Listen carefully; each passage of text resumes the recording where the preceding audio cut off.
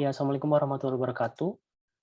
Selamat sore semuanya. Kita jumpa lagi dalam acara diskusi internal riset. Dan kali ini adalah seri yang ke-15. Di sini saya Zeki selaku MC pada diskusi kali ini yang sangat menarik ya. Temanya adalah Baseline Study on Child Labor in Tobacco Growing Areas in Indonesia. Jadi topik kali ini sangat menarik karena kita mengusung tema tentang pekerja anak atau child labor. Dan kita juga menghadirkan pemateri yang juga sangat keren, yakni Ibu Michelle Andrina. Beliau adalah peneliti dari Semeru Institute. Beliau meraih gelar master di bidang ekonomi dari Universitas Indonesia dan gelar sarjana di bidang ekonomi juga dari universitas yang sama. Dan saat ini Bu Michelle adalah seorang peneliti kuantitatif dengan minat khusus dalam ekonomi, tenaga kerja, dan pembangunan, studi kependudukan, dan keluarga. Dan sebelum bergabung di Semeru, Bu Michelle bekerja sebagai asisten peneliti di Lembaga Penelitian Ekonomi dan Masyarakat Universitas Indonesia atau LPM UI dan Lembaga Demografi. Keduanya berada di Fakultas Ekonomi Universitas Indonesia. Dan kami juga menghadirkan discussion ya pada diskusi hari ini, yakni Mas Syekh Rohman. Beliau adalah peneliti dari riset dan mendapatkan gelar S2 atau Master di University of Queensland program ekonomi.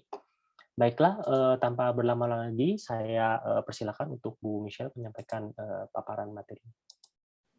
Ya, terima kasih Mas. Salam kenal juga buat teman-teman di riset.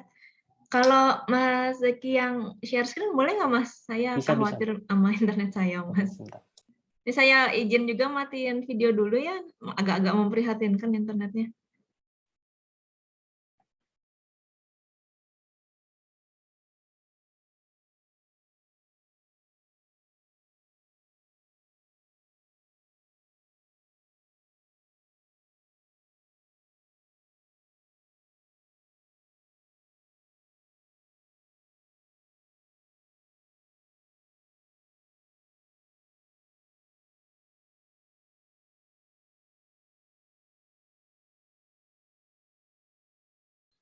Iya, terima kasih. Selamat sore.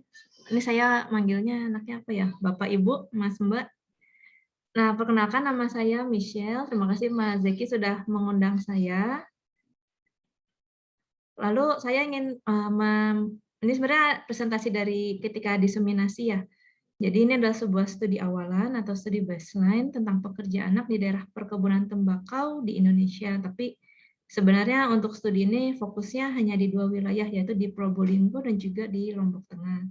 Untuk timnya sendiri di Semeru itu ada saya, ada Mas Rama, Mbak Uli, dan Mbak Echa. Ini nama-nama lengkapnya tapi panggilannya tadi.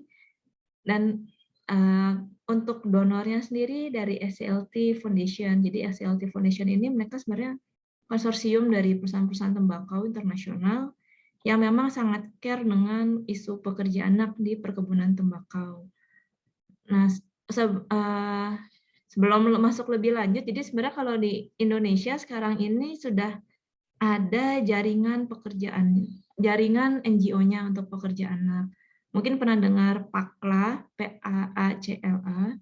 Itu sebenarnya kepanjangan tangan dari SCLT, namun jika SCLT hanya fokus di tembakau, PACLA ini dia fokusnya sampai ke pertanian. Jadi untuk yang kami evaluasi ini sebenarnya adalah programnya dari PACLA itu sendiri yang didukung juga oleh SCLT. Oke, lanjut, Mas.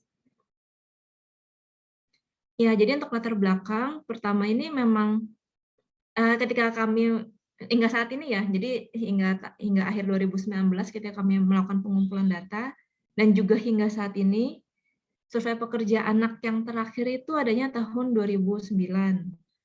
Itu dilakukan oleh BPS dan ILO, dan itu adalah satu-satunya survei yang didesain untuk mengetahui prevalensi pekerja anak secara nasional. Dan berdasarkan survei tersebut, 57% anak usia 5-17 tahun yang bekerja, itu mereka beradanya di sektor pertanian. Nah, lalu menurut UNICEF juga, sebenarnya kemiskinan dan juga kekurangan ini adalah faktor yang mendorong anak-anak itu untuk bekerja. Dan sebagaimana kita ketahui, sektor pertanian di pedesaan pun juga berkaitan erat dengan kemiskinan. Karena kalau di tahun 2019, ketika kami melakukan penelitian ini, sektor pertanian ini memang masih merupakan sumber pendapatan utama bagi 64% rumah tangga miskin di pedesaan. Dan kenapa ini menjadi menarik dan penting? Jadi karena ILO pun menyatakan bahwa pekerjaan di pertanian ini dapat membahayakan anak-anak karena sifat dari pekerjaannya itu sendiri, di mana mereka bisa terkena paparan zat kimia dari pupuk ataupun dari kondisi kerjanya. Karena ya mereka ini seperti dicontoh di gambar ini adalah gambar yang kami potret ketika di lapangan. Ini anak masih kecil sudah megang traktor segitu besar dan cukup berbahaya. Dan juga dengan suhu ekstrem atau ketemu hewan berbahaya ataupun juga karena harus mengangkat material atau beban yang sangat berat. Nah, untuk ya tadi seperti saya bilang, untuk studi ini karena ini didanai oleh SCLT, jadi memang kami fokusnya untuk pekerja anak di perkebunan tembakau. Oke, lanjut Mas. Ya, ini lanjutannya. Jadi tadi di awal-awal ketika berbincang sempat ngobrol-ngobrol dengan Mas Zeki juga bahwa di tahun 2016 sudah ada studi diagnostik dari Semeru, tapi itu provinsinya berbeda. Jadi dari studi diagnostik yang dilakukan di Lombok Timur dan juga Kabupaten Jember, ada temuan bahwa memang anak-anak yang hidup dalam kemiskinan ini mereka sering didorong oleh orang tuanya untuk membantu keluarga mereka dengan cara bekerja di perkebunan tembakau. Dan ada 3 aspek yang mempengaruhi. Yang pertama itu memang akibat dari kurangnya kesadaran dan pengetahuan tentang dampak negatif dan juga bahaya dari pekerjaan tersebut. Lalu yang kedua, karena memang kurang fasilitas untuk anak-anak agar dapat terlibat di kegiatan lain. Lalu yang ketiga, tidak bisa dipungkiri memang ada manfaat ekonomi yang mereka rasakan. Namun ini juga menarik untuk diperhatikan bahwa keterlibatan anak di perkebunan tembakau itu adalah fenomena musiman. Jadi sebagian besar anak-anak ini hanya terlibat ketika di tahap pasca panen saja. Lanjut, Mas.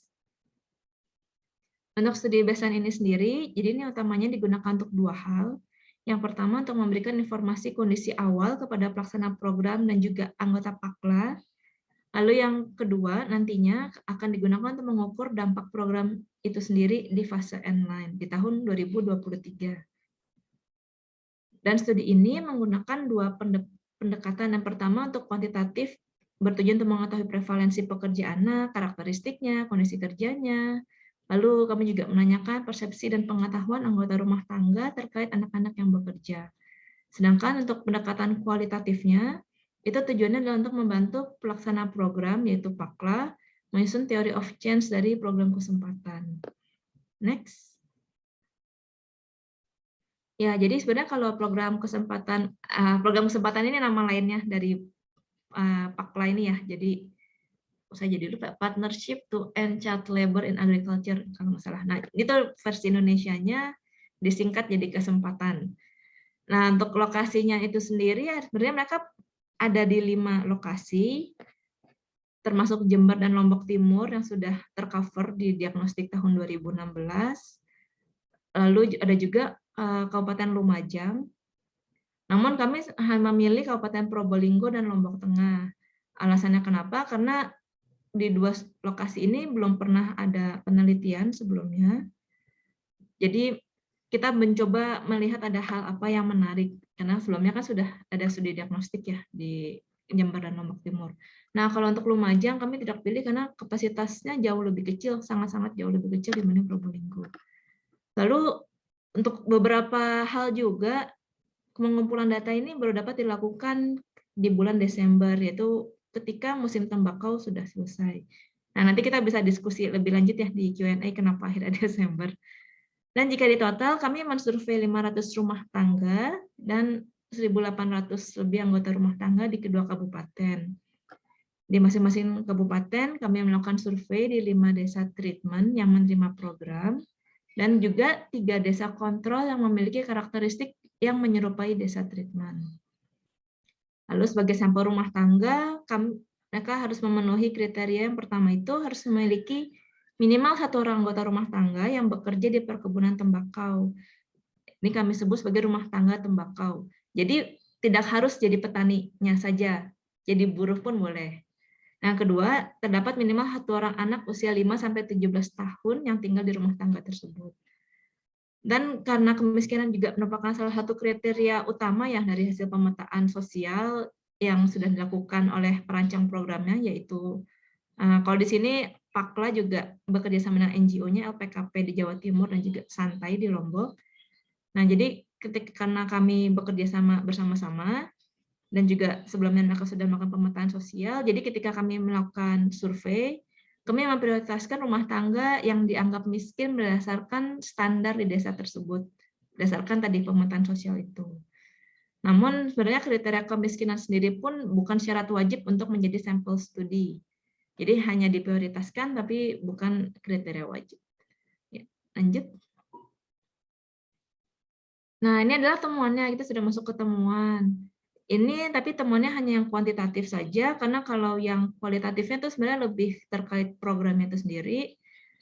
Nah, pertama untuk menghitung prevalensi ini kami menggunakan 2 referensi waktu, yaitu aktualnya 1 minggu terakhir sebelum survei, yaitu di bulan Desember berarti, dan kami juga menanyakan tentang apa yang mereka lakukan di 6 bulan terakhir sebelum survei. Jadi ini kami memang sudah menduga akan ada recall bias di 6 bulan terakhir ini. Jadi, tapi ya ini the best that we can do ya, karena kami datangnya sudah selesai musim tembakau. Kalau musim tembakau sendiri itu umumnya antara Agustus sampai September sih. Mungkin Bapak Ibu juga sudah lebih tahu ya di sana. Nah, lalu kami menemukan bahwa memang dalam 1 minggu sebelum survei ini mayoritas anak-anak hanya bersekolah. Dan prevalensi pekerja anak itu hanya sebesar 7,5%. Pekerja anak di Probolinggo umumnya mereka terlibat di menggaduh sapi, manen cabai atau jagung, atau membantu mempersiapkan lahan untuk menanam padi yang nanti akan dimulai di bulan Januari. Lalu untuk pekerja anak di Lombok Tengah, umumnya mereka sedang terlibat di pembuatan kerajinan tas. Ini kita nyebutnya tas ketak, itu seperti tas yang dari anyaman, bukan rotan ya, tapi anyaman yang bulat-bulat itu, kain tenun dan juga gabah. Namun jika kita menggunakan hitungan 6 bulan terakhir, tuh prevalensi pekerjaan di seluruh sektor mencapai hampir 42%. Dan prevalensi pekerja anak di antara kedua kabupaten studi ini juga sebenarnya sangat berbeda. Jadi kami menemukan sekitar 300 anak usia 5-17 tahun, prevalensi di Lombok Tengahnya mencapai 70,4%, dan di Probolinggo itu mencapai sekitar nggak nyampe 11%, 10,7%.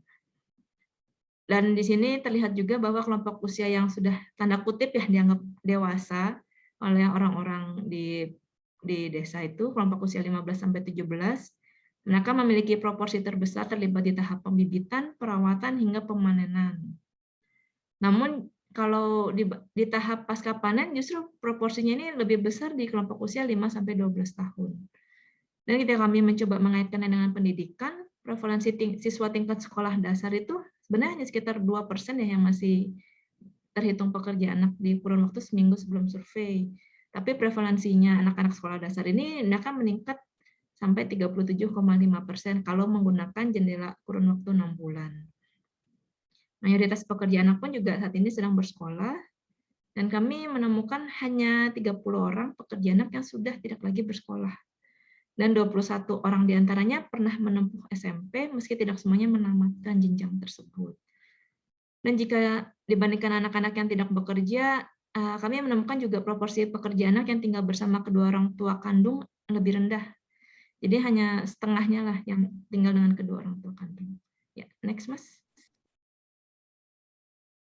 Nah, di sini sebenarnya rata-ratanya perbandingan antara keterlibatan pekerja anak di Probolinggo dan Lombok Tengah. Jadi yang membuat ini menjadi menarik menurut saya adalah karena sangat berbeda karakteristiknya. Pertama dari prevalensinya sendiri, di Probolinggo itu sekitar 7,3%, di Lombok Tengah mencapai hampir 69%, dari sekitar 300-an anak-anak. Dan sebenarnya kami juga menduga, walaupun ini nanti sebenarnya bisa dibuktikannya ketika nanti N-line dan juga kualitatifnya sudah mengeksplor ya. Jadi kami menduga perbedaan prevalensi ini terkait juga dengan kapasitas produksi tembakaunya. Jadi kalau di Probolinggo ini mereka lebih ke milik keluarga, mereka membantu keluarga mereka. Tembakaunya itu rajang, kapasitas produksi setiap petani juga tidak terlalu besar. Jadi kalau dari luasan lahannya rata-rata itu hanya 260 meter persegi. Jadi biasanya yang dipekerjakan itu memang anggota rumah tangga atau ya kerabat-kerabat dekatnya saja. Dan di sini juga anak-anak di Probolinggo ini mereka bilang alasan mayoritas ya 64% ini alasan mereka bekerja karena keinginan pribadi untuk bantu keluarga mereka. Nah, kalau di Lombok Tengah itu tipe tembakaunya Flucord. Nah, itu mungkin kalau pernah melihat foto-foto bangunan-bangunan tinggi, itu tembakaunya tuh diasepin gitu, disebutnya tuh oven. Lalu rata-rata luas perkebunan tembakaunya pun bisa sampai 6.000 meter persegi. Dan karena sangat besar kapasitas produksinya, mereka juga membutuhkan sangat banyak tenaga kerja untuk memproses daun tembakaunya. Jadi di sini kami juga menemukan 69% pekerja anak di Lombok mengatakan bahwa alasan utama mereka bekerja ialah untuk memperoleh penghasilan. Dan jika di rata-rata, pekerja anak ini memperoleh lebih dari 200.000 dalam 1 bulan, dengan rata-rata bekerja 2-3 jam dalam 1 hari, dan selama 3-4 hari dalam 1 minggu. Ataupun untuk orang dewasa, rata-rata memperoleh 500.000 di Probolinggo, dan 900.000 di Lombok Tengah dalam 1 bulan. Jam kerja dan hari kerjanya pun lebih panjang dibandingkan anak-anak. Lanjut. Nah, di sini terkait risiko pekerjaannya, jadi kami menanyakan beberapa poin terkait kondisi dan situasi pekerjaan anak-anak tersebut. Jadi memang kami wawancara juga ke anak-anaknya. Jadi 70% pekerja anak melaporkan setidaknya satu situasi yang dapat dianggap berbahaya. Jadi kami memang tidak mengukur intensitasnya, tapi jadi kami hanya menanyakan apakah mengalami begini-begini. Nah, yang paling banyak dilaporkan itu ialah paparan debu atau abu dalam jumlah besar, termasuk serbuk dari daun tembakau itu sendiri. Dan juga papasan panas atau suhu ekstrim, misalnya karena bekerja di ladang atau di dekat oven tembakau. Lalu dari aktivitasnya, 16% pekerja anak sudah terlibat dalam pemupukan tanaman yang bersinggungan dengan zat kimia, dan 15% memetik daun tembakau, yang berarti mereka terpapar pada daun tembakau segar dan berpotensi terkena GTS. GTS ini Green Tobacco Syndrome. Ini sebenarnya masih diperdebatkan sih sampai sekarang. Jadi ada perdebatan bahwa kalau megang daun tembakau itu mereka bisa nikotinnya tuh bisa masuk ke kulit dan ini bisa menyebabkan penyakit atau keracunan apalagi ke anak-anak. Nah, pada tahap pasca panen ini pekerja anak di Probolinggo umumnya terlibat di mengangkut daun tembakau yang berpotensi, itu berarti kan mereka membawa beban berat. Lalu mereka juga menata gulungan daun tembakau sebelum dirajang, berarti ini mereka berpotensi terkena GTS tadi dari daun tembakau segar. Nah, kalau di Lombok Tengah, 85% ini terlibat di bergelantang atau mereka mengikat daun tembakau segar sebelum kemudian di oven. Dari antara pekerja anak yang melaporkan situasi berbahaya tersebut, sebagian kecil pekerja anak di Probolinggo dan hampir setengah di Lombok Tengah ini berpendapat bahwa pekerjaan mereka ini dapat menyebabkan masalah kesehatan untuk mereka. Mereka bisa cedera ataupun mengalami kecelakaan. Namun sangat sedikit sekali yang pernah mendengar informasi terkait keselamatan kerja, apalagi yang menggunakan APD. Lanjut. Nah, ini terkait persepsi respondennya. Jadi kami menanyakan baik ke orang dewasa maupun ke anak-anaknya. Di sini secara umum kami menemukan bahwa sebenarnya anak-anak merasa mereka lebih mampu bekerja dibanding orang dewasa memandang mereka. Jadi 31% responden anak mereka menjawab anak usia 5-12 tahun itu sudah boleh bekerja. Bukan membantu ya, bekerja. Sementara hanya 20% responden dewasa yang berpendapat demikian. Rata-rata usia minimum untuk bekerja dan membantu pekerjaan pun menurut responden anak 2 tahun lebih muda dibanding menurut responden dewasa. Jadi kalau rata-rata responden anak, mereka berpendapat anak sudah bisa bekerja sejak usia 14 tahun. Lalu yang menarik juga ketika kami menanyakan terkait keterlibatan anak di pekerjaan secara umum, dan kemudian menanyakan lagi tentang jika terlibat pekerjaan di perkebunan tembakau, persentase responden yang tidak memperbolehkan anak terlibat di pekerjaan di perkebunan tembakau itu sebenarnya lebih besar. Tapi tetap saja mereka lebih permisif. Jadi kami menanyakan persepsi mereka terhadap beberapa kegiatan yang dianggap berbahaya. Jadi mayoritas memang bilang anak-anak ini, mayoritas responden anak dan dewasa ya, mereka bilang anak-anak tidak boleh terlibat dalam kegiatan berbahaya. Tapi 55% responden dewasa berpendapat bahwa anak boleh bekerja menggunakan alat tajam seperti pisau atau arit.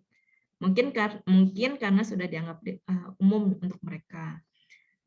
Keterlibatan anak-anak untuk memproses daun tembakau pun juga dapat diterima oleh lebih dari separuh responden anak dan dewasa. Nah, perbedaan persentasenya yang cukup besar hanya muncul terkait aktivitas zat kimia seperti pemberian cairan pelindung tanaman atau CPA, obat tanaman, dan pemupukan tanaman tembakau.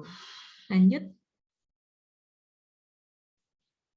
Ya, ini sudah mendekati akhir. Jadi, ini terkait pengetahuan responden terkait dampak dari anak yang bekerja. Lalu, pertama kami menanyakan apa dampak positifnya, lalu setelah itu kami baru menanyakan apa dampak negatifnya. Nah, setengah dari responden sepakat bahwa anak dapat memperoleh pemasukan atau menambah uang jajan. Seperlima responden dewasa berpendapat bahwa dengan bekerja, anak dapat meraih kemandirian dan juga bisa mengembangkan keterampilan, yang mana itu juga nantinya dapat membantu meningkatkan perekonomian keluarga. Namun, rupanya hanya sedikit responden yang memikirkan dampak positifnya itu ialah mengajarkan disiplin atau membuat orang tua bangga. Nah, terkait dampak negatif, lebih dari seperlima responden ini percaya tidak ada dampak negatif bagi anak yang bekerja. Itu kan 20% yang lumayan besar.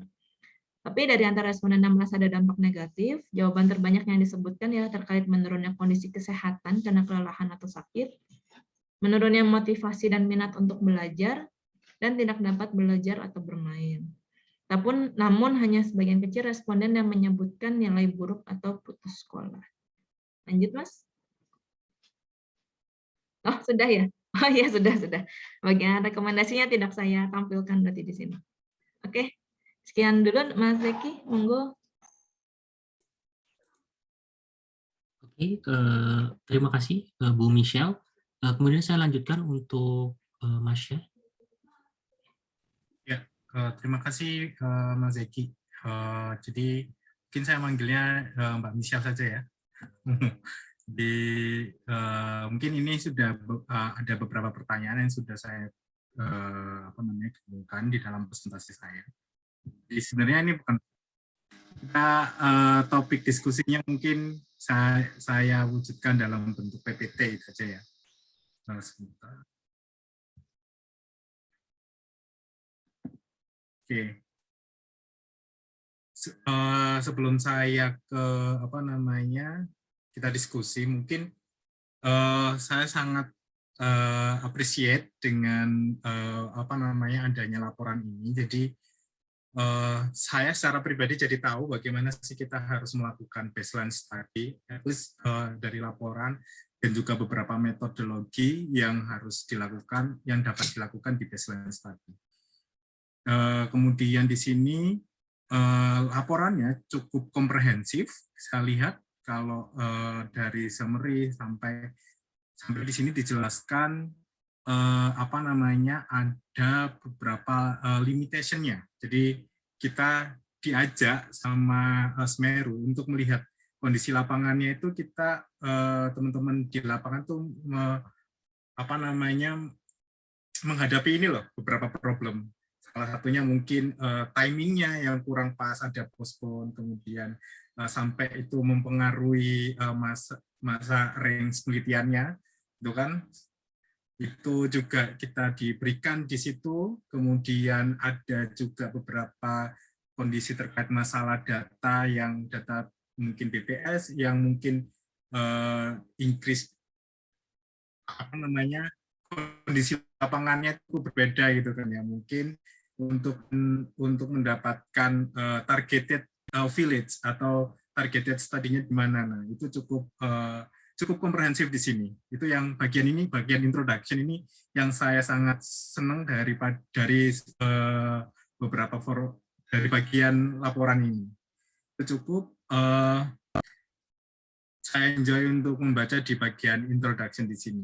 Kemudian di research methodology juga sudah detail, dan di sini mungkin nanti juga saya mungkin tanyakan juga, mungkin yang jadi pertanyaan itu munculnya TOC atau theory of things di sini, role-nya seperti apa gitu ya, nanti mungkin Mbak Michelle ya.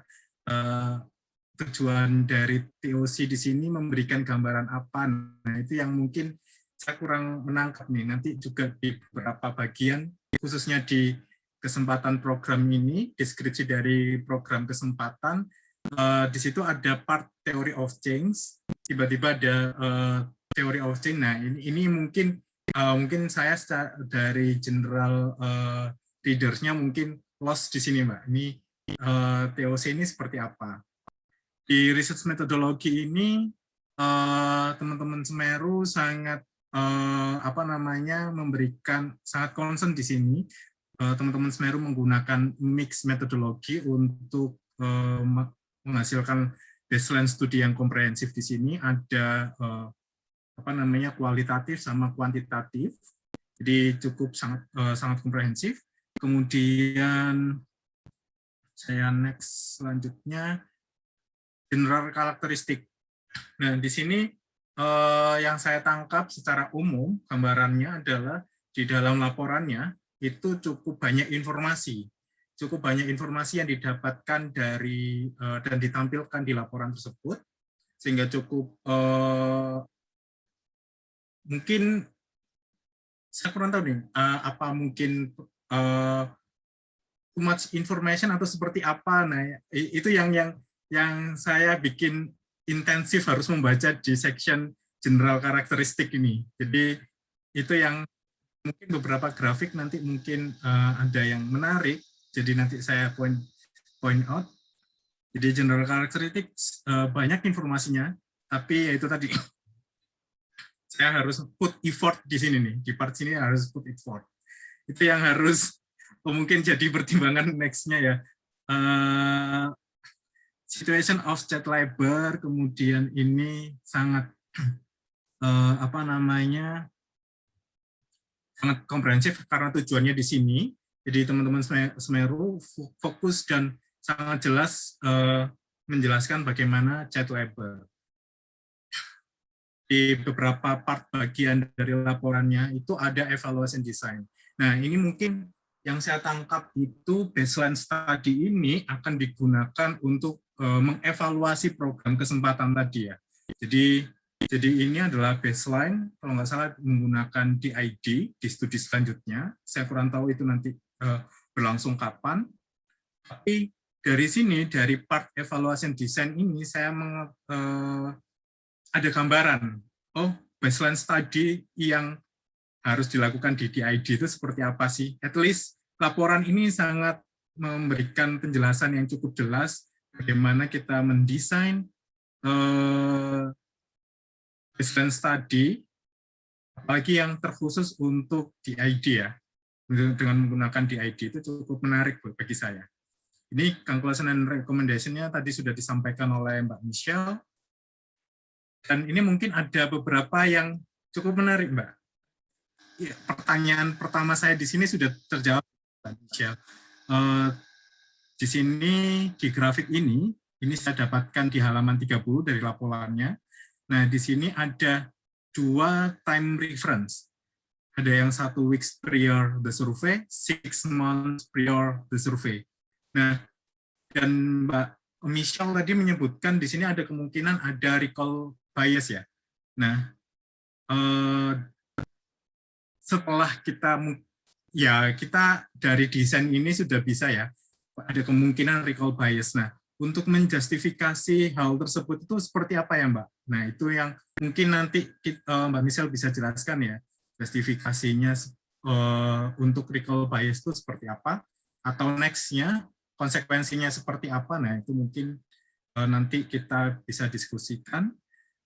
Itu yang pertama. Yang kedua di sini, itu mungkin ini Mbak, di sini di grafik ini ada working children dan child labor. Di bab 2 itu dijelaskan sebenarnya ada working children sama child labor. Tapi secara overall, mostly penjelasan di report ini adalah child labor-nya. Nah, working children-nya ini di grafik ini untuk apa? Apakah mendefine bahwasanya child labor itu bagian working children atau seperti apa? Itu yang mungkin saya menangkap di grafik ini, saya belum mendapatkan gambaran jelas di sini. Itu mungkin yang bisa nanti dikonfirmasi. Kemudian ini beberapa pertanyaan dari titipan dari Bu Made ya.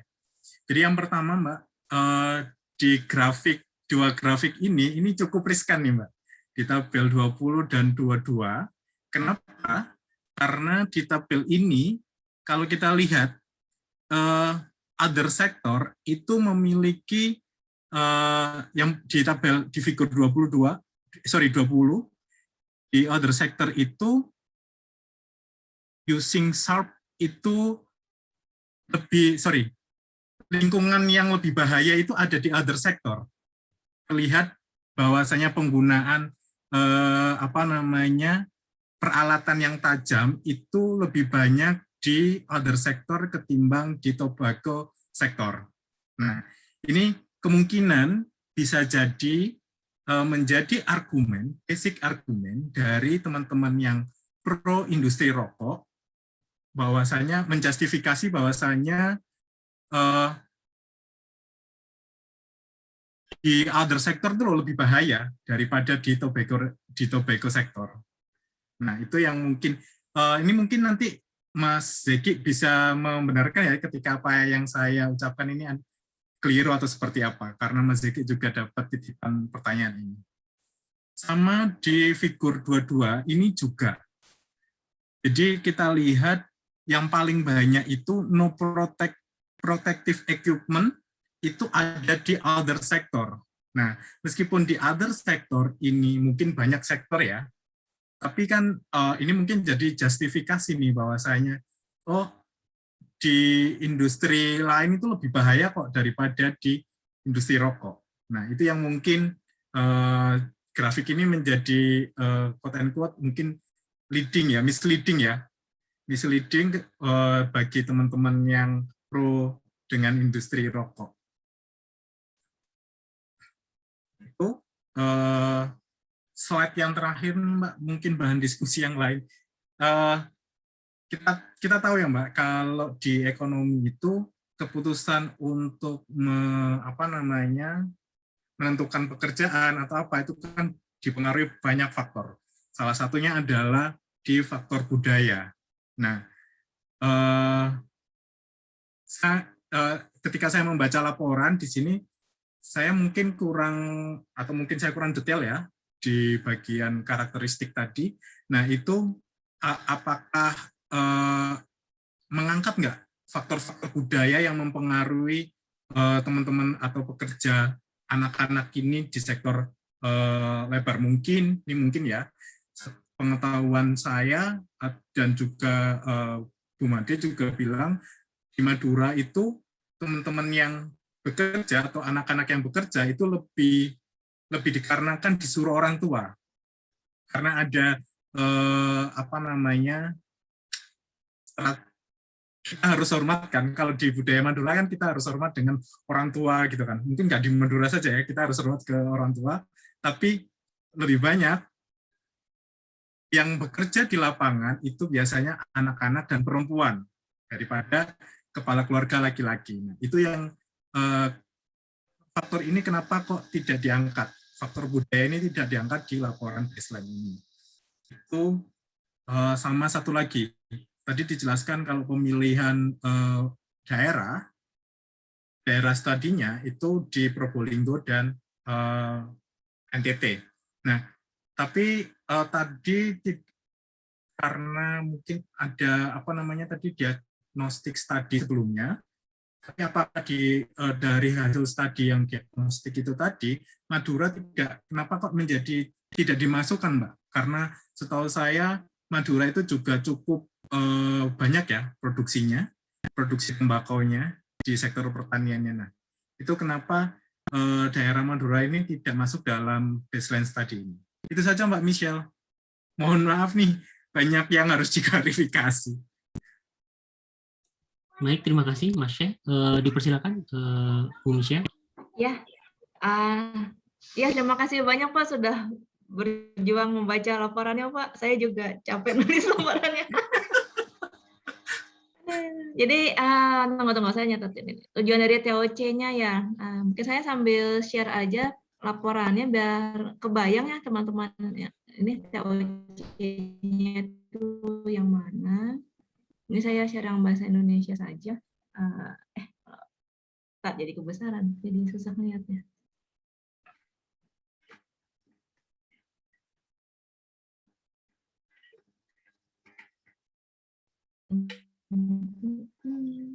Nah, kalau TOC-nya itu di ini ya.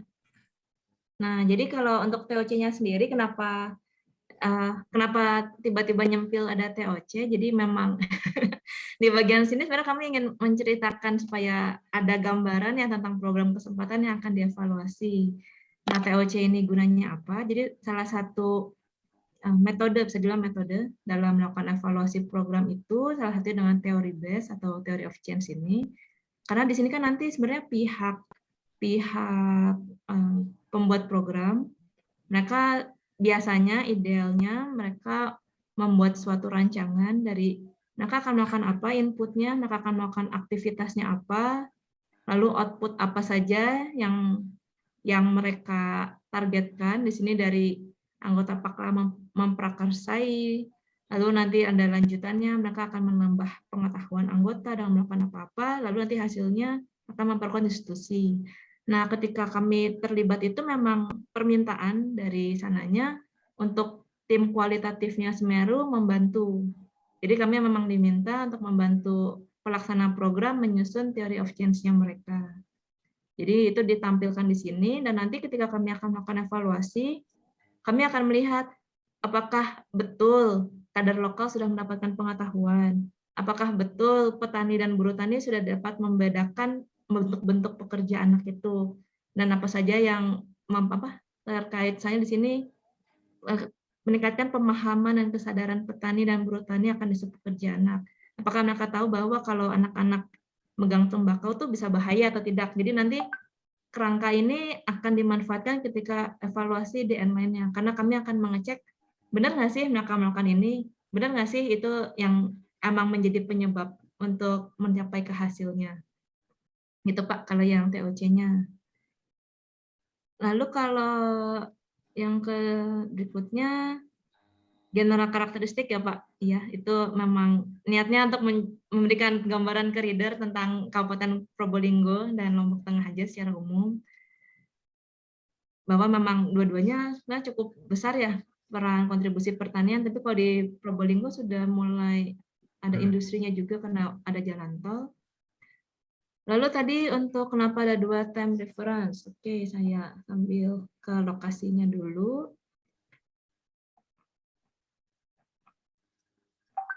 Nah ini ya.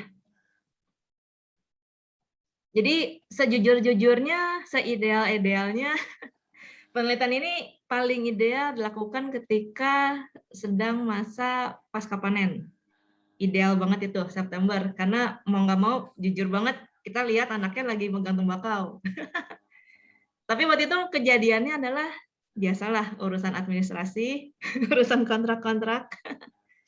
Nah jadi akhirnya kami harus menunggu rangkaian administrasi itu, lalu juga karena ada desainnya, jadi memang desainnya dari pihak pelaksana programnya itu mereka harus social mapping. Jadi kami menunggu dulu karena sebisa mungkin kan memang kita mengevaluasi kelompok yang diberikan intervensi ya oleh pelaksana programnya. Jadi kami menunggu dulu untuk tahu sebenarnya yang terpilih ini dusun mana saja. Jangan sampai mereka melaksanakan program di dusun ABC, kita datang ke dusun GHI gitu kan, itu kan nanti nggak nyambung dan nggak fair. Jadi kami nunggu dulu mereka nanti mau ke dusun mana saja, orang-orang seperti apa yang didekati. Nah, baru kami kemudian mensurvei rumah tangga yang serupa. Walaupun nanti aktualnya ada mismatch sih, karena mungkin Pak Syah juga sudah baca laporannya, di situ ada rekomendasi supaya ketika kader-kader yang ditugaskan untuk memilih dampingan, lebih baik kader-kader ini sudah tahu dulu mereka itu mau melakukan apa dan kenapa harus memilih orang-orang ini. Jadi memang ada salah satu faktor miskom itu ketika di desa ya. Jadi ada Ya mungkin ini juga saya juga tidak tahu ya apakah saya tidak ingin menyalahkan NGO karena mereka juga pasti kan ada pertimbangannya ya memilih desa-desa tertentu. Namun ketika kami datang ada desa yang nggak ada tembakaunya sama sekali. Itu kan hal-hal yang ya tidak terduga lah. Ya. Sudah diduga sih di datanya sih emang rumah tangga tembakaunya kecil banget. Pas datengin iya nggak ada. Jadi ya hal-hal seperti itu. Nah ini sebenarnya berkaitan juga sih Pak, kata pertanyaan Bapak tadi kenapa nggak milih Madura. Jadi kalau buat kacamata, mungkin kacamata kita sebagai peneliti kita akan menganggap ya kalau mau intervensi di tempat yang banyak masalahnya dong, di tempat yang memang besar kasusnya. Kalau memang, bayangkan kita ngukur berapa persen yang berubah nih. Misalnya dulu dia pekerja anak, terus sekarang dia tidak. Kalau mengukurnya di tempat yang nggak ada pekerja anaknya atau sedikit kan itu sebenarnya nanti most likely nggak akan signifikan. Tapi kalau untuk orang program yang saya pahami, silahkan dikoreksi, mereka sangat memperhatikan engagement-nya dengan pemimpin di daerah lokal. Jadi kalau untuk yang rekan-rekan di sini, di LPKP, mungkin pernah dengar juga, mereka kan ada di Malang, ada anggapan bahwa kalau ke Madura ini orang-orangnya sangat susah. Orang-orangnya apa ya, keras kepala ya. Jadi sebagai sisi NGO, mereka akan melakukan hal yang sia-sia kalau mereka mencoba mengintervensi di lokasi yang orang-orangnya tidak mau menerima perubahan. Jadi itu alasan kenapa tidak dipilih Madura. Karena sebenarnya saya sendiri pun mempertanyakan kenapa memilih Lumajang, sementara Lumajang angkanya kecil sekali. Nah, kalau tadi tahu dari radical bias-nya itu sepertinya sudah harus dipasrahkan saja, Pak. Jadi emang sudah diakui, kami mengakui akan sangat besar kemungkinan mereka radical bias. Jadi pertanyaan-pertanyaan pun sebenarnya cukup sederhana ya, apakah waktu itu ikut ngegrantang atau ikut ngebantuin apa. Kalau itu kan mungkin mereka ingat, jadi masih oke. Tapi kalau sampai ke mereka dulu kerjanya berapa lama, ya itu kita tanda kutip mungkin harus mengakui, bisa jadi nggak pas-pas juga. Bisa jadi mereka ya sejam 2 jam gitu. Kalau yang menarik sih sebenarnya mungkin salah satu alhamdulillahnya ketika kita datang sudah selesai, jadi kita bisa membandingkan dengan ketika sudah bukan musim puncaknya tembakau. Di sini rupanya kan ketemu, oh memang anak-anak ini sedikit yang bekerja. Nah tadi seperti yang Pak Syekh tanya, apakah pekerja anak ini bagian dari anak yang bekerja? Iya betul Pak. Jadi anak-anak yang dianggap pekerja anak itu, kalau misalnya mereka melebihi jam kerja tertentu, itu 40 jam untuk yang usia 15-17 tahun, atau mereka terlibat di suatu kondisi yang bisa membahayakan mereka. Itu sebabnya angkanya jadi sangat besar untuk pekerja anak. Karena tadi ada kemungkinan mereka terkena YTS itu. Jadi lumayan banyak kan di kelompok 85% itu mereka megang tembakau segar. Lalu figur 20 ya, nomor 20. Oke, ini dikhawatirkan bisa membuat bias. Nah, ini sebenarnya ada juga nih isu yang menarik di diskusi tim pekerja anak. Jadi sebenarnya ada temuan anak-anak pekerja ini mereka hanya pindah-pindah sektor saja sebenarnya. Jadi kalau musim tani mereka tani, musim lain mereka mengerjakan yang lainnya. Jadi apakah kemudian kalau sini kan terlihat seakan-akan menggunakan alat tajam berbahaya lebih banyak. Nah ini karena kalau di Lombok itu memang sebagian besar anak-anaknya mereka bekerja di luar waktu tani, di luar waktu tembakau mereka bekerja dan bikin kerajinan-kerajinan rotan itu, jadi mereka memang pakai pisau. Kalau menurut standarnya kan memang itu termasuk alat tajam ya. Tapi kalau mereka merasa itu sudah terbiasa, ya mereka menggunakan saja. Jadi juga waktu kan tadi juga ada temannya mereka cukup permisif ya. Mereka menggunakan alat tajam berbahaya. Tapi walaupun ini persentasenya kesannya sektor lain lebih besar, sebenarnya intinya sama aja bahwa anak-anak ini memang mereka beresiko, mereka terpapar bahaya. Jadi usul saya sih semoga memang tidak ada perusahaan yang menggunakan ini untuk langsung direct claim seperti itu ya. Tapi intinya memang anak-anak ini mereka berbahaya. Dan kalau bisa menyambung juga ini ke pertanyaan Bu Hesti di chat, ada informasi apa mengenai penyebab kurangnya paparan informasi K3 dan penggunaan APD. Jadi apakah hal tersebut memang dikarenakan jadi dari pihak employer tidak menyediakan APD dan pelatihan K3 atau ada sebab lain. Nah, ini juga berkaitan dengan tipe perkebunannya itu sendiri. Jadi ada perkebunan-perkebunan yang memang mereka mitranya perusahaan tembakau. Jadi kalau memang dia adalah petani mitra, itu sudah pasti mereka terlindungi. Karena petani tembakau ini sudah harus mengikuti aturan-aturan diterapkan perusahaan atau nanti mitranya diputus. Dan perusahaan tembakau pun juga sangat semangat memastikan mitra-mitranya mengikuti aturan supaya mereka tidak terboikot di perdagangan internasional. Nah, yang menjadi masalah memang yang ini, mereka yang pekerja-pekerja keluarga atau yang buruhnya, yang informal-informalnya. Karena kan mereka tidak di luar, mereka tuh di luar pengawasannya perusahaan-perusahaan tembakau ya. Ada yang mereka langsung aja nyetor ke gudang. Dan ya kalau tidak ada yang memberitahu mereka bahwa itu berbahaya, dari mana mereka bisa tahu? Jadi mereka banyak yang tahu itu berbahaya kalau berkaitan dengan pupuk, karena itu kan jelas kimia. Tapi kalau yang lain-lainnya mereka tidak tahu, dan ini menunjukkan hal yang sangat menarik juga kalau saya nanti mau intervensi, memang di aspek pengetahuannya ini.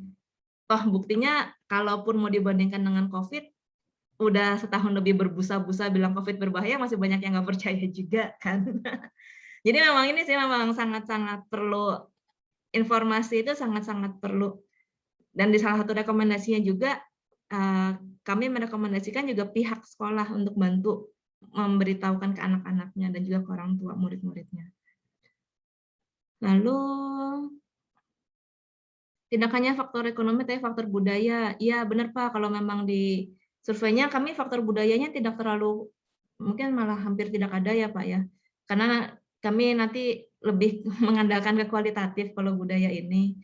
Dan palingan yang ketangkep tadi di alasannya, kalau di Probolinggo memang mereka lebih banyak bantu orang tua, karena memang lahannya kecil-kecil, 200 meteran. Tapi kalau di Lombok itu memang mereka lebih utamanya nyari uang. Karena banyak lahannya besar-besar dan biasanya memang membutuhkan banyak pekerja anak yang murah. Itu sepertinya sudah semua Pak Syekh. Ada lagi ya dari Bu Hesti? Baik, terima kasih Bu Michelle. Ini ada pertanyaan lagi dari Mbak Esti. Apakah semua komponen proses, output, dan outcome yang tercantum dalam TOC tadi diakses semua dalam studi ini? Ataukah ada dasar atau pertimbangan tertentu dalam memilih proses, output, atau outcome yang menjadi fokus tadi? Iya, ingat saya sih di kontraknya nanti diakses semua sih Bu, tapi tidak semuanya oleh survei yang kuantitatif. Jadi nanti ada juga yang diaksesnya oleh teman-teman yang kualitatifnya, gitu.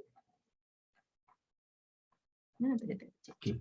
Ya, gitu Bu. Saya ingat saya sih di kontraknya nanti semuanya diakses.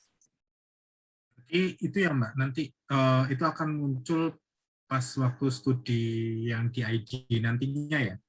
Iya, kalau di ID-nya tapi kan nanti lebih ke yang kuanti ya Pak, untuk yang ngitung prevalence-nya itu. Tapi kalau yang lain-lainnya misalnya keterlibatan anggota PAKLA nanti di sistem pembuatan desa layak anak, modal desa layak anak ini nanti kualitatifnya yang akan in charge di situ.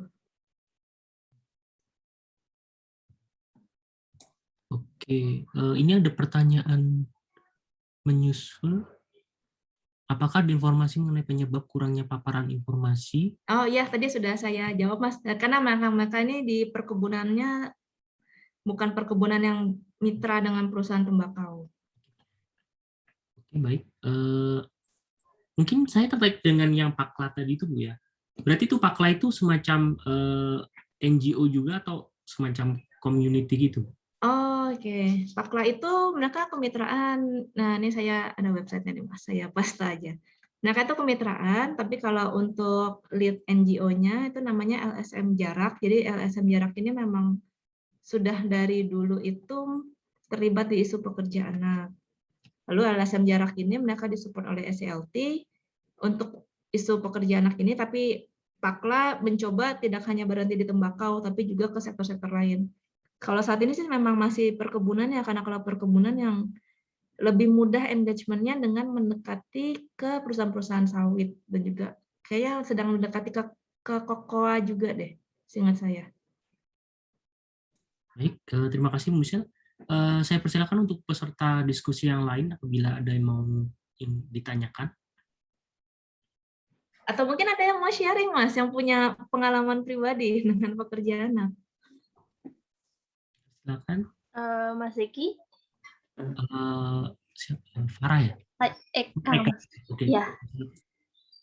Ya, mungkin ini apa ya, mungkin sharing ya, Mbak Michelle ya.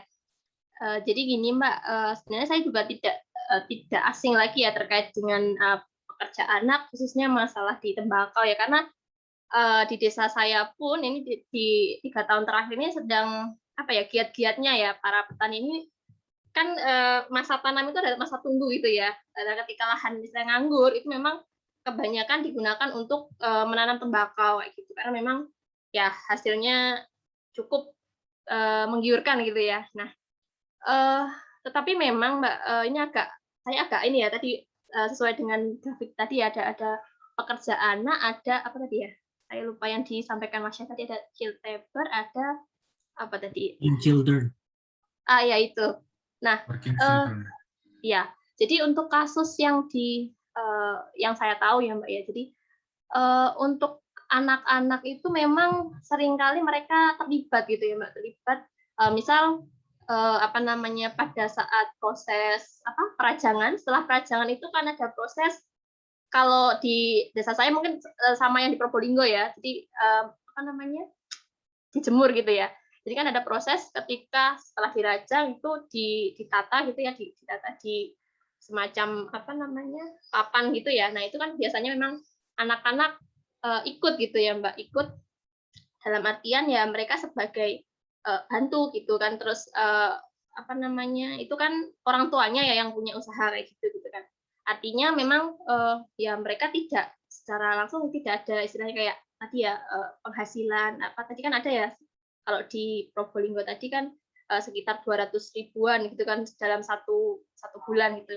Nah sementara yang saya tahu untuk beberapa kasus tadi ya, itu mereka tidak apa namanya, tidak memperoleh imbal jasa yang seperti itu. Nah, yang ingin saya tanyakan sebenarnya kalau untuk yang kasus di Probolinggo dan ini tadi itu, apakah yang dimasukkan gitu, apakah ya istilahnya tenaga kerja anak yang mereka itu dibayar gitu, atau seperti apa ya Mbak ya? Atau memang ya seperti yang saya ceritakan tadi, ada kasus yang mereka ikut tapi ya mereka nggak secara finansial itu nggak dibayar kayak gitu, karena memang itu masih keluarga atau masih kerabat dan jenisnya gitu. Kira itu sih Mbak.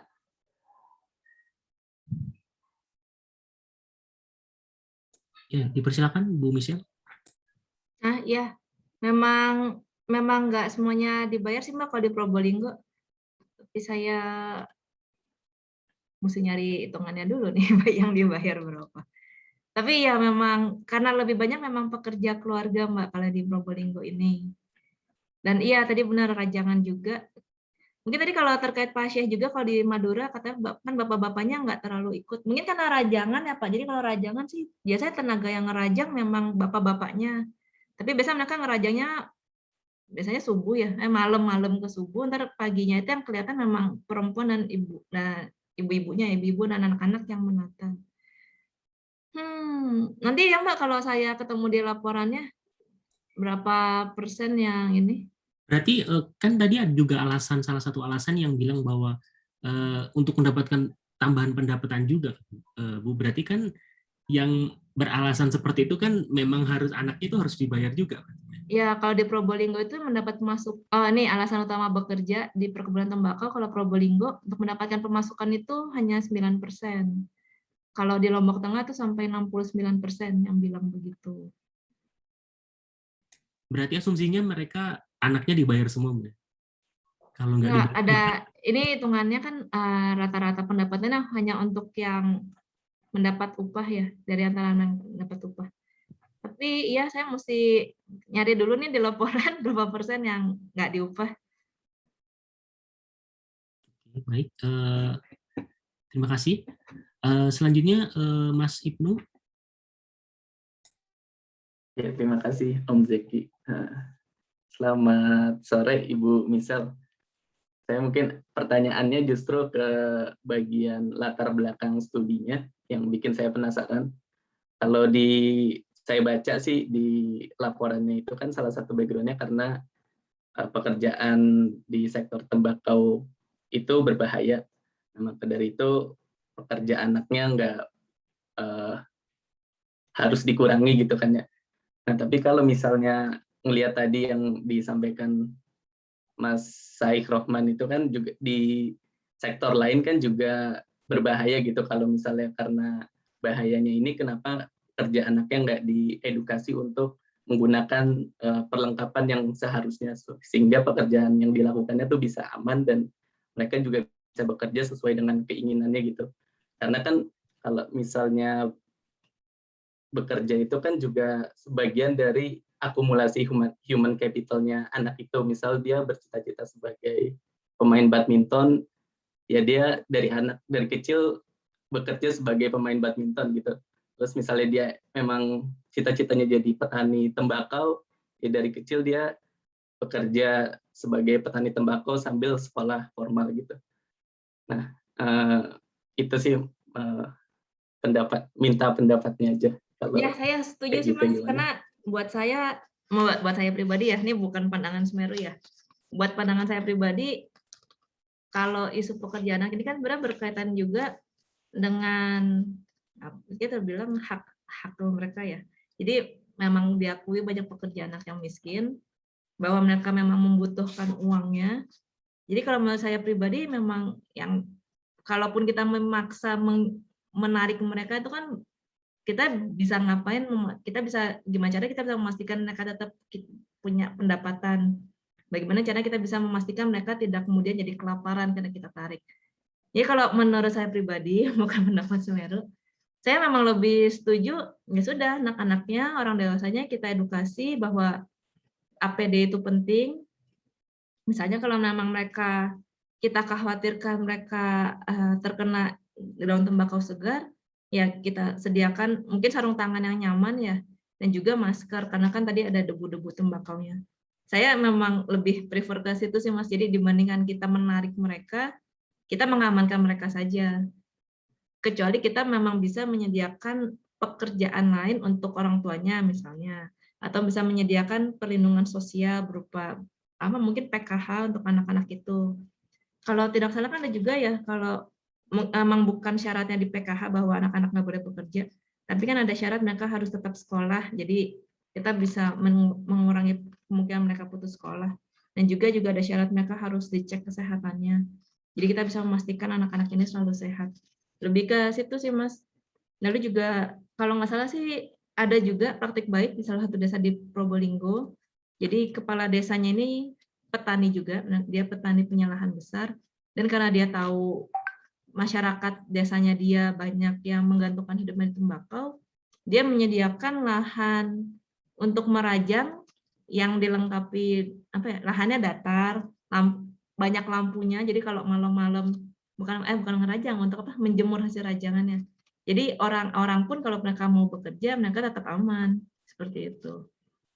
Setuju sih Mas. Karena ya tadi isunya kalaupun mereka ditarik dari satu tempat, belum tentu mereka tidak berpindah ke tempat lain.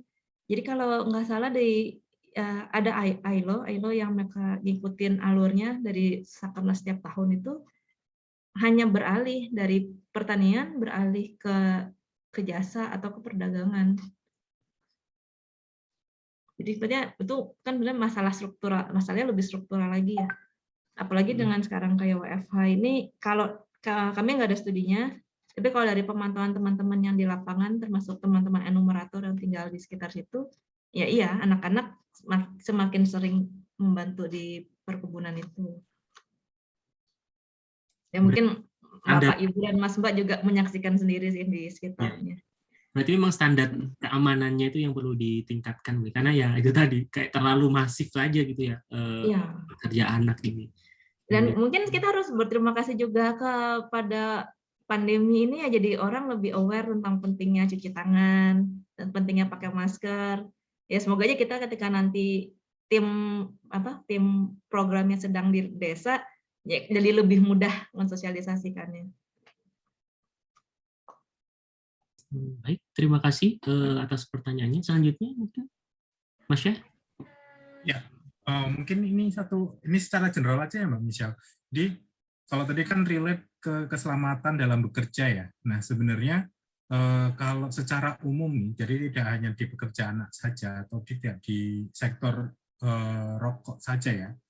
Tapi secara umum itu bagaimana Mbak? Apakah sosialisasi keselamatan dalam bekerja itu sudah banyak dilakukan oleh, kalau perusahaan besar jelas ya, kalau perusahaan skala internasional itu ya standarnya, tapi kalau perusahaan yang lokal atau mestinya yang seperti UMKM yang biasanya kita dari bisnis dari keluarga, nah itu yang masalah keselamatan kerja itu menjadi nomor sekian gitu. Nah itu yang saya mikirnya malah ke sana. Kalau kita lihat di Australia atau yang mana gitu kan ya, baik hanya untuk memanen nanas saja sudah gambaran secara umum. Untuk yang di Indonesia seperti apa ya Mbak? Saya nggak tahu juga sih Pak, karena nggak punya angkanya. Tapi dugaan saya sih rendah sih Pak, dugaan saya ya. Ya karena tidak ada, kita bisa bilang tidak ada tekanan baik dari dunia internasional ya maupun dari pemerintah setempat. Karena kalau untuk para pengusaha ini kan yang penting profit.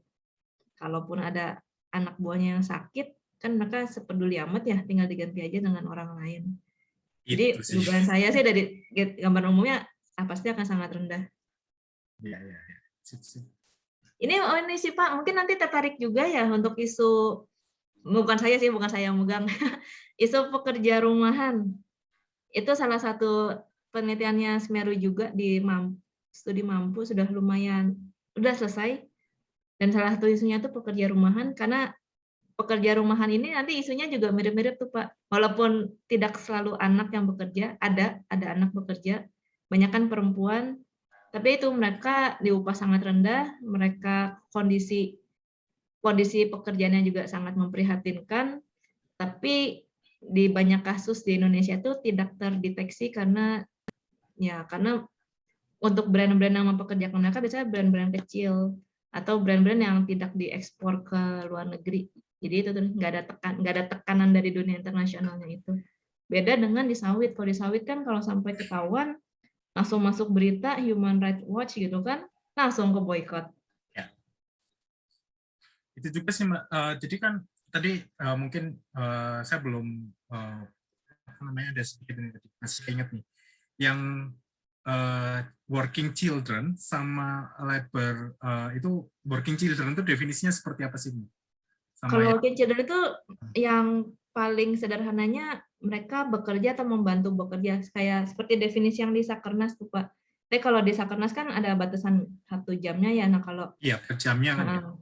Jadi mereka bekerja atau membantu mencari uang itu working children. Tapi mereka jadi dianggap child labor kalau mereka bekerja melampaui batas tertentu atau karena mereka bekerja di kondisi yang berbahaya.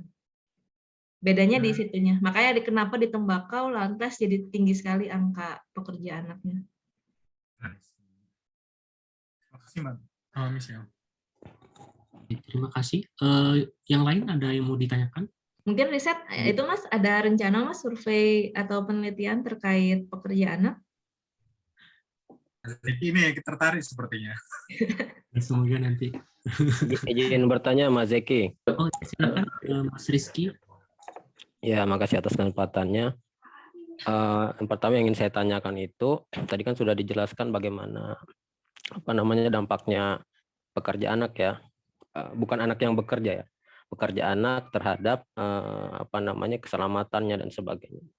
Nah, yang ingin saya tanyakan yang mungkin juga belum saya lihat itu bagaimana sih dampaknya terhadap dia eksploitasinya terhadap pendidikan gitu. Maksud saya terhadap terhambatnya akses pendidikan si anak. Bagaimana dampaknya yang berdasarkan hasil kajiannya. Yang kedua yang ingin saya tanyakan itu tadi kan disampaikan kalau saya nggak salah tangkap itu sebenarnya pekerja anak ini ada sisi positifnya, ada sisi negatifnya ya. Misalnya sisi positifnya tadi dia membantu perekonomian keluarga dan mungkin juga dari situ si anak bisa belajar bagaimana berwirausaha ya, belajar mandiri misalnya. Nah, yang saya ingin tanyakan rekomendasinya apa? Apakah memang pekerja anak ini perlu diturunkan, perlu dikurangi, atau bagaimana? Atau mungkin nggak perlu dikurangi, tapi mungkin dikasih aturan-aturan gitu. Misalnya si anak boleh bekerja, tapi misalnya dibatasin bukan ke tempat-tempat yang berbahaya, tidak mengeksploitasi dari sisi jam kerja, dari pendidikannya masih akses pendidikannya masih terpenuhi, mungkin seperti itu ya. Minta pendapatnya, Bu. Makasih. Ya, terima kasih Pak Rizky. Saya share sebentar bagian yang Bapak tanya tadi. Ini jadi kalau di tabel sini, ini yang warna kuning-kuning ini perspektif orang dewasa, yang hijau-hijau ini perspektif anaknya itu sendiri. Nah, yang menarik itu mereka rupanya sangat concern dengan penurunan kesehatan. Kalau terkait belajar, ada yang concern bahwa mereka kehilangan motivasi belajar, jadi malas, atau mereka tidak dapat bermain atau belajar. Tapi kalau dari kami temukan kemarin itu hanya 30 ya dari 600-an anak ini yang mereka putus sekolah di SMP, dan itu memang ya setengah itu masalah keuangan, setengah lagi alasannya karena nggak tertarik. Tapi kalau yang lainnya biasa sih mereka memang sambil sekolah, karena kalau di desa itu beda sama kita yang di kota besar. Kalau yang di desa-desa itu kebanyakan mereka jam 12 siang itu sudah selesai sekolah, sudah nyampe rumah. Dan kan biasa kan sore ngaji. Nah, di sela-selanya itu biasa mereka membantu orang tuanya ini. Nah, kalau sekarang lagi learning from home, nah ya itu memang masalah banget, karena kan beberapa menganggap sekolahnya libur atau sekolahnya semakin tidak jelas, jadi mereka memilih lebih baik membantu orang tua mereka. Tapi yang mungkin nanti ketika kita melakukan sebuah sosialisasi bisa menekankan ke aspek kesehatannya ini. Gimana caranya supaya ya kayak tadi saya bilang, sepertinya kalaupun idealnya kan memang kita maunya menghapuskan pekerja anak. Indonesia mau berusaha mengikuti konvensi nasional, tidak ada lagi pekerja anak di 2022, which is kayaknya sih sangat mustahil. Buat saya sih mustahil banget itu. Sebisa mungkin saya sih lebih daripada memaksa menghapuskan pekerja anak dan kemudian berdatangan resiko-resiko lainnya, seperti tadi lebih baik memang kita mungkin menggencarkan sosialisasi, memastikan anak-anak ini aman. Karena kan emang anak-anak ini biasanya ngikut aja ya, ngikut kata orang tuanya. Jadi kalau memang kita bisa menekankan sosialisasinya itu orang tuanya tahu, anaknya tahu juga, guru-guru di sekolah ikut memberitahu, ya insya Allah mereka kan bisa lebih menjaga dirinya. Saya kepikirannya itu sih Pak Rizky. Terima kasih. Bagaimana Pak Rizky? Oke, makasih Mbak. Ya, cukup. Oke. Yang lain? Dipersilakan. Kalau dampak positifnya iya, emang diakui mendapatkan penghasilan ini ya. Dan memang lumayan kecil sih misalkan kalau memang kita survei tanya pendapatan pasti itu bias ya, orang-orang nggak akan terlalu jujur jawab, yang kita tahu. Tapi memang kalau dicek memang sangat kecil juga pendapatannya mereka. Jadi seperti tadi Mbak Eka bilang, orang-orang banyak yang milih beralih ke tembakau karena uangnya lumayan. Iya lumayan kalau pas mereka panen itu dapat harga jualnya bagus. Kalau pas panen mereka nggak kena musim hujan, tapi kalaupun nggak kan tuh bisa ruginya gila-gilaan. Dan sebenarnya kalaupun kami hitung-hitung secara kasar dengan biaya ketika mereka keluarkan, sebenarnya nggak gede-gede juga sih pendapatannya. Berarti nanti kan tadi itu kan syarat sampelnya itu dia rumah tangganya harus ada minimal satu anggota keluarga yang bekerja di perkebunan tembakau gitu Mbak.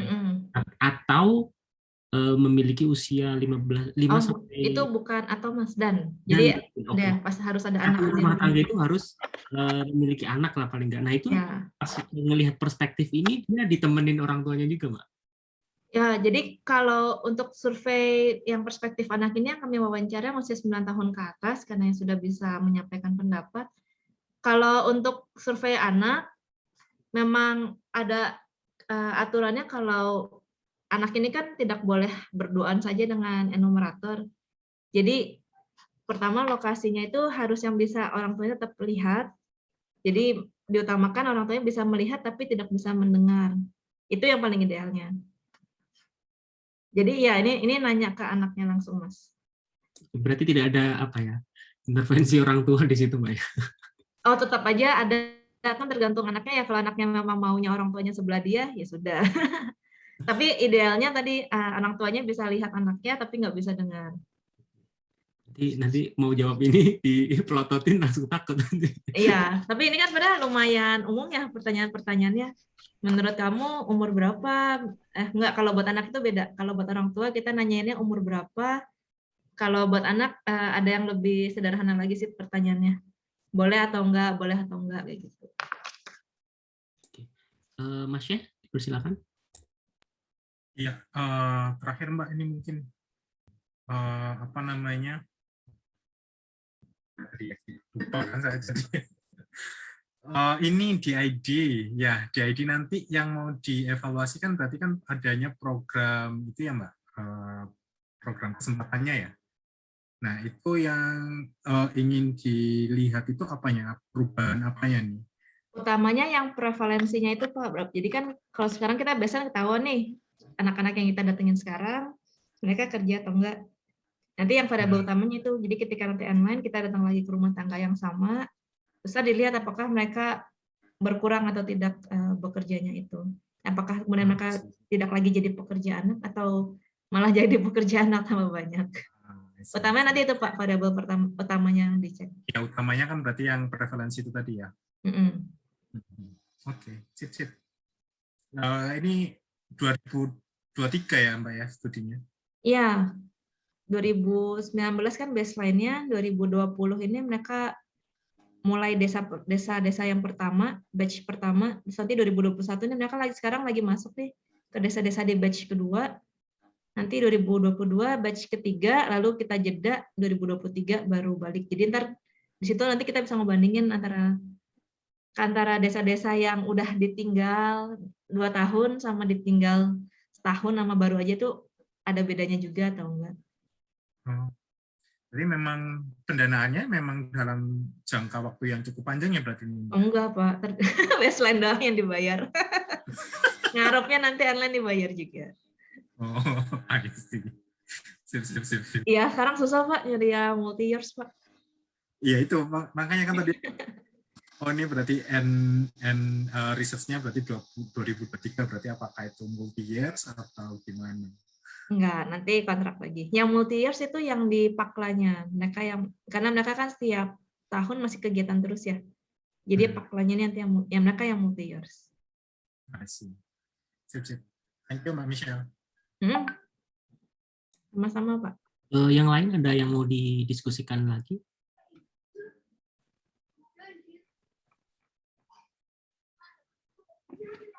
Oke, mungkin saya Mbak sedikit tentang itu tadi Mbak, yang Pakla tadi ya. Berarti Pakla itu ada hubungannya dengan yang program PPA PKH itu atau gimana? Enggak berhubungan dengan yang PKH sih Pak. Mas. Itu mereka programnya kalau yang di level desa utamanya mereka itu 2. Pertama mereka buat peraturan desa ramah anak. Jadi mereka melakukan sebuah policy engagement dengan perangkat desanya. Nanti kalau sudah mantep, sepertinya sambil mereka policy engagement juga ke pihak kabupaten dan juga provinsi.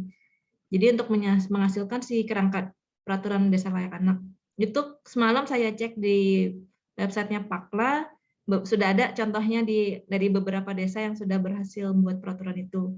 Lalu yang kedua itu mereka membuat nyebutnya rumah pusat aktivitas, pusat kegiatan. Jadi supaya anak-anak ini, tadi kan salah satu temuan diagnostiknya adalah anak-anak tidak punya fasilitas untuk bermain, untuk belajar bareng. Jadi mereka membuat fasilitas ini dan mereka mengencourage kader-kader dan juga orang-orang desa untuk mencoba mengajarkan anak. Ada juga yang misalnya jadi ada les bahasa Inggris, les komputer, nari, tapi itu kontributornya sama orang-orang desa itu juga. Jadi biar anak-anak ini mereka nggak yang nganggur-nganggur nggak jelas gitu diharapkannya. Baik, yang lain atau sudah cukup? Oke, baiklah. Karena mungkin sudah cukup ya, Bu Michelle. Saya ucapkan terima kasih atas waktunya dan terima kasih juga untuk para peserta diskusi. Sangat menarik ya topiknya. Jadi intinya memang itu tadi, kita sangat sulit sebenarnya untuk mengatasi masalah child labor ini yang mungkin tadi ya usul yang bisa dilakukan tadi adalah bagaimana kita melindungi anak tadi itu agar mungkin menggunakan peralatan dan sebagainya agar tidak berada di lingkungan kerja yang berbahaya seperti itu. Baiklah, sekian dari saya, ada kurang lebihnya mohon maaf. Kita jumpa lagi di diskusi selanjutnya. Selamat sore, wassalamualaikum warahmatullahi wabarakatuh. Waalaikumsalam. Terima kasih Mas sudah diundang.